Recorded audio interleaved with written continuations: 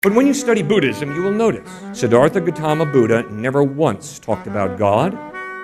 And Siddhartha Gautama Buddha talked about nirvana after living a life where you learn to work off your karma by following the noble path. I have a ton of respect for Siddhartha Gautama Buddha.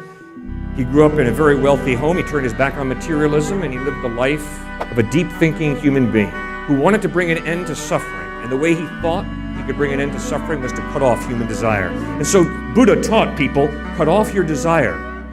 And if you cut off your desire, you will free yourself from suffering. You know, I disagree with that. I don't think that I can solve the problem of suffering by just cutting off desire. I think that's moving away from reality. What Jesus Christ said is, you got to hunger and thirst after righteousness. In other words, Jesus says, you better have desires, but you better learn to distinguish between right desires and wrong desires. And so Jesus points out that when you put your faith in Him, you're going to desire to clothe the naked, to feed the hungry, to visit those who are sick and in prison, to solve problems. Because God has given you a rational mind, He's given you a conscience, you have the ability to love and to genuinely care for people.